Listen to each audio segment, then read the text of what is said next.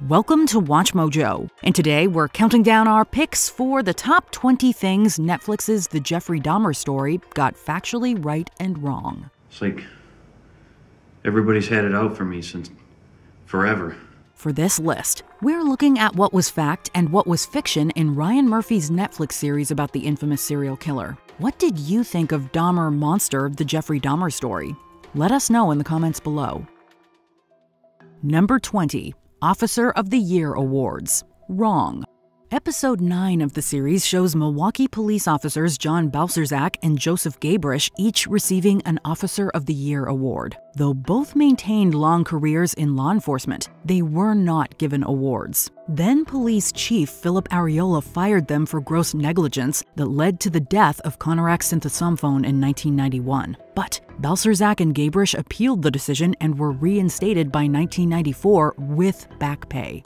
Thank you for all your support. It's meant a lot. And it was nice to know that somebody has your back. In 2005, Balcerzak became president of the Milwaukee Police Association, serving 4 years, later retiring in 2017. Gabrish joined the Grafton Police Department and later made captain, eventually becoming chief of police in Trenton, Wisconsin, retiring in 2019. Number 19. Dahmer tried to steal a corpse. Right before he began his killing spree in Milwaukee, Jeffrey Dahmer looked for a way to quell his disturbing urges by acquiring the dead body of a recently buried young man. He found his photo in the newspaper along with the obituary, attended the funeral, and went back to the cemetery at night to dig up the grave. Dahmer told me that on one occasion he had seen in the newspaper an account of a young man who was killed on a motorcycle, and he fell in love with the individual just from the photograph. However, the hardened ground made it impossible for him to break through. This plays out in episode 5 of the series in flashbacks, while an incarcerated Dahmer tells investigators about this attempt. It was March and the ground was too hard and it would have taken forever, so... But I wish I could have dug him up. I think if I had, then... Number 18. Grandma threw out the mannequin. Wrong. One of the most intense scenes in the series is in episode 4, when Dahmer comes home to find his mannequin missing from his bedroom. He confronts his grandmother, relatively calm at first, but upon finding out that she threw it away, he erupts into a furious rage and screams at her. I told you not to go in there! That is my room! That is my stuff! According to Dahmer, his grandma did discover his hidden mannequin, but she wasn't the one to throw it out. Believing that she contacted his father about it, he destroyed it himself, tossing it out with the garbage. I think she told my dad, so I figured I better get rid of it. Took it down to the basement and smashed it up and threw it out in the garbage. It may not seem like a significant inaccuracy, but maybe his relationship with his grandma wasn't as hostile as the series depicted. Number 17. Dahmer's relationship with Tony Hughes. Maybe. Whether or not Jeffrey Dahmer and Tony Hughes knew each other before the night he killed Hughes is not perfectly clear. In his confession, Dahmer claimed he met Hughes at Club 219 just hours before taking him back to the apartment. However, Michael Ross, who knew Hughes at the time, appeared in Conversations with a Killer, the Jeffrey Dahmer tapes, and said that the two did know each other for a while. Tony knew Jeff for a long time. And Tony and Jeff had had relations. Tony told me so. Shortly after the Netflix series debuted, Shirley Hughes, Tony's mother, echoed Dahmer. Referring to the series' depiction of their romantic relationship, she said it, quote, didn't happen like that. With both Dahmer and Tony Hughes deceased, there's really no way of knowing the truth. Number 16. Listened to whale noises in prison. Right.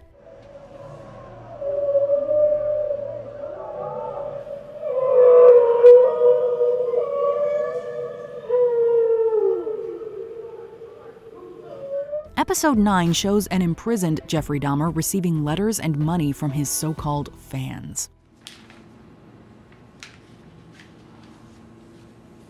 Apparently, he uses some of that cash to purchase a tape of whale sounds to help him sleep. Of course, this irritates the other prisoners. A 1994 article from the Associated Press detailed the high amount of donations he'd received while in prison and said that he spent money on, quote, magazines, comic books, and cassette recordings, including Gregorian chants and sounds of humpback whales. It's true that some people find these sounds relaxing, though many agree with the guard that it sounds more like people dying. It's whale noises. They're soothing to me. It helps me sleep. I can't turn off the lights in here. Number 15. Konarak met Dahmer outside a liquor store. Wrong. In episode 2, Jeffrey Dahmer offers to buy alcohol for a group of boys, one of them being Konarak's synthesomphone. Want me to get you something? What do you want? But this isn't how or where he saw him in real life. Dahmer regularly hung out at Milwaukee's Grand Avenue Mall, where he met some of his victims, including Synthesomphone, on May 26, 1991. He offered him money to pose for photos, and the teen agreed to go back to his apartment. Also in the series, Synthesomphone supposedly recognizes Dahmer as the man who assaulted his older brother years before. However, there's no evidence that either of them knew who the other was at the time. You knew my brother, Sansak? No, I don't think so. Number 14. Dahmer called the families of his victims. Maybe. In the 6th episode of the series, Jeffrey Dahmer makes a call to the family of Errol Lindsay, telling his sister that he was gone, quote, into the vortex. He's got now. Into the vortex. In March 1991, Carolyn Smith reportedly received a menacing call from someone telling her to stop looking for her missing brother Edward Smith, last seen in June 1990. When she asked why, the caller said, quote, because he's dead. The grandparents of Ernest Miller also received calls soon after he went missing in September 1990. One with a man repeating, help me, and another making choking sounds. According to former Milwaukee journalist Ann E. Schwartz, Dahmer reportedly admitted to investigators that he did make calls. But no definitive proof has ever confirmed this to be true. Number 13. Joyce Dahmer attempted to take her own life. Right. Jeffrey Dahmer's parents Lionel and Joyce had a turbulent marriage. Okay, but something happened and it was really interesting, and then you think I'm crazy.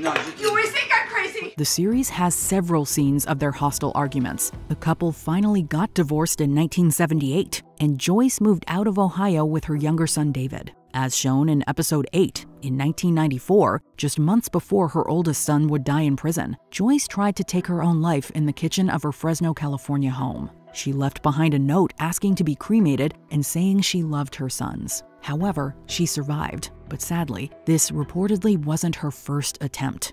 In the year 2000, Joyce Flint died of breast cancer at the age of 64. Number 12. Created a game called Infinity Land. Right. There's this game I made when I was a kid. It's called Infinity Land. Brian Masters' 1993 book, The Shrine of Jeffrey Dahmer, digs into Dahmer's isolating childhood. Around the age of 9 years old, he came up with his own board game, Infinity Land. He used stick figures as game characters, and if they got too close to each other, one of them would end up in a black hole or vortex. Episode 6 shows an adult Dahmer introducing Tony Hughes to the game, leading to him having an outburst while explaining the strict rules. You just can't. While Infinity Land is based on Dahmer's real childhood creation, whether or not he played it with any of his victims is unknown. Number 11. Drinking bags of blood. Wrong. Doug, Brzezowski? That's me. One of the many jobs Dahmer had over the years was as a phlebotomist at the Milwaukee Blood Plasma Center, as seen in the 4th episode. This is true. However, the scene where he stands in the bathroom mirror and consumes blood from a bag is definitely exaggerated. Dr. Park Dietz, a forensic psychiatrist hired by the prosecution, stated that Dahmer admitted to drinking a vial of blood, only to, quote, see how it tasted. And he did so while at work, not at home. But ultimately, he wasn't a fan and spit it out. Number 10. How Jeffrey Dahmer was caught. Right. Netflix's limited series about Jeffrey Dahmer begins with the night a would-be victim survived an encounter with the killer. Somebody call the police! Help me! On July 22, 1991, Tracy Edwards spent hours in Dahmer's apartment in fear, waiting for an opportunity to make his escape. And though the way in which he escaped is depicted differently in the series, Edwards did hit Dahmer and ran out of the apartment. I hit him and I ran towards the door, and he was right there, tried to grab me, get me back in there. 2 police officers went to Dahmer's residence to obtain the key to unlock the handcuffs still on one of Edwards' wrists. Once they found explicit photos documenting some of the murders, Dahmer was apprehended, putting an end to his reign of terror. The officers were stopped by an individual who claimed he was in the apartment and became engaged in a dispute with the owner of the apartment and left the apartment and called the officers. Number 9. Dahmer wore yellow contacts. Right. One of the lesser-known facts about Dahmer was his strange habit of wearing yellow contact lenses. You see my contacts? They're just like the Emperor's.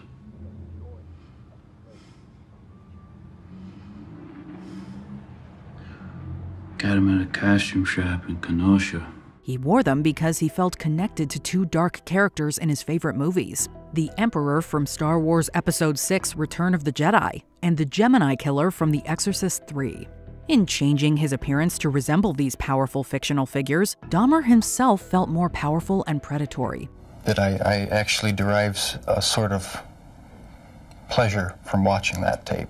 Did you like feeling evil? No, I didn't. But I had tried to overcome the thoughts, and it worked for a while, but eventually I gave in. He repeatedly watched the films before he went out to find another victim to bring home, often making them watch the films with him. What are you gonna do? Told you. We're gonna hang out. We're gonna watch a movie. We're gonna take some pictures. And then I'll pay you. Tracy Edwards also testified that while playing The Exorcist III, Dahmer was chanting and rocking back and forth. It was like a slow slur, like some of that nature, some close like that, I'm not sure. Did it keep on for a period of time? Off and on throughout the ordeal. Number 8. How Ronald Flowers survived. Wrong.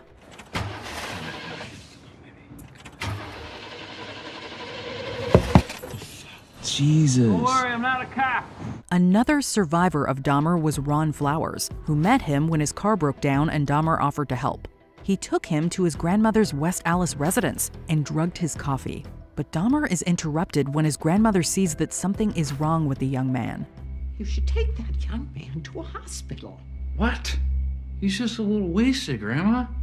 I will not have some stranger dying in my house. He'll be fine. Just let him sleep it off. Jeez. No. Something is not right here. She is adamant about staying with the unconscious guest, making sure he gets on a bus the next morning. But her actual involvement in saving Flowers from her grandson has never been reported. Like in the series, Flowers woke up in County General Hospital. Where am I? You OD'd. You're lucky to be alive. But what isn't mentioned is that he was also covered in abrasions and believed he might have been assaulted. He later testified that he didn't know how he got there, though the series provides a fictional scenario. A guy I met last night, he was weird. He must have slipped something in my drink. Dude tried to kill me. Number 7. Dahmer posed in yearbook photos. Right. How did he get in there? I don't know. Dan, how did you not catch this? I'm sorry, I didn't see him in the photo. That's your goddamn job, Dan. The Netflix series mainly follows Jeffrey Dahmer as an adult. But a flashback to him in high school shows him sneaking into a yearbook picture for the Honor Society, despite not being a member. Yes, he actually did this, and his face was subsequently blacked out of the photo. My Friend Dahmer, both the graphic novel and its film adaptation, go further into the prank and the other club photos he infiltrated. Excuse me, what do you... Oh, no. Wait. Is that really necessary? Former classmates have described how his bizarre behavior in school quickly went from entertaining to concerning, given his heavy drinking. And I remember sitting next to him in a first period, I believe, history class, and he had a styrofoam cup of scotch, I believe it was scotch. I remember saying, "Jeff, what is that?" And he threw his head back and he shook it and he said, It's my medicine. Number 6. Dahmer killed Dean Vaughn. Unknown. In episode 7, Glenda Cleveland meets Dean Vaughn, a new resident of the Oxford Apartments. Sorry I snapped on you. You gotta be careful in this neighborhood. Well, I'm a good guy. Scout's honor. She sees him talking to Dahmer in the hall and is visibly concerned. The series doesn't follow through with his story, but Vaughn was really a tenant in the building who was found strangled in his upstairs apartment in early May 1991. Dahmer was questioned about the suspicious death before he was arrested, and again when he was eventually caught. Both times Dahmer denied knowing him, and since he was so forthcoming with the 17 murders he did commit, investigators believed he was telling the truth. Plus, no evidence was ever found connecting him to the crime. As of 2022, the murder of Dean Vaughn is still unsolved. And what about Dean Vaughn? You was talking to him in the hallway, then I never saw him after that.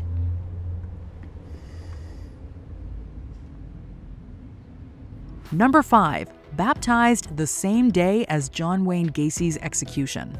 Right. So you've never done construction work before? No.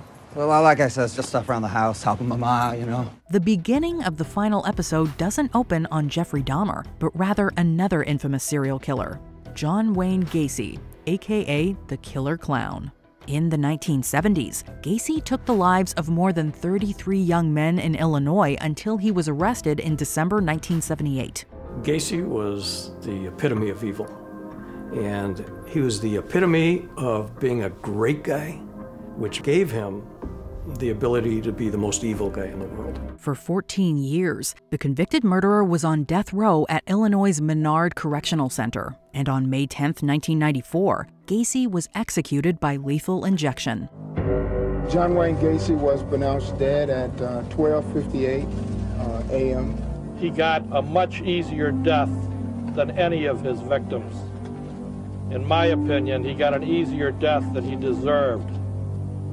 But the important thing is that he paid for his crimes with his life. Meanwhile, in Wisconsin, Dahmer was being baptized by Minister Roy Ratcliffe. And, as it's briefly mentioned in the series, a partial solar eclipse also occurred that day. What does it all mean? We don't know, but this connection between two notorious killers is definitely eerie. Congratulations, Jeff. You're saved. Thanks. Thank you. Number 4. Victim impact statements. Right.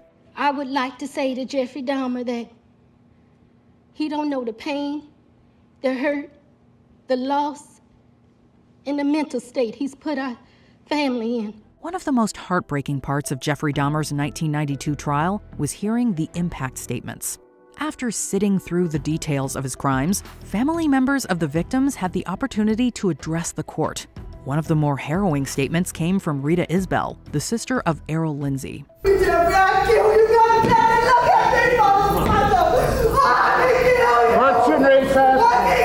motherfucker. The series recreates the emotionally charged moment with actress Deshawn Barnes, who embodied the palpable pain, anger, and sadness of Isbell in her performance. Now, I don't want to ever have to see my mother go through this again. Never, Jeffrey. Jeffrey, I hate you. And Dahmer's own statement took a lot from the real-life one. That I did what I did, not for reasons of hate. I hated no one. Number 3. Glenda Cleveland lived at the Oxford Apartments. Wrong. In the series, actress Niecy Nash plays the role of Glenda Cleveland, a woman who is often overlooked in the Jeffrey Dahmer case.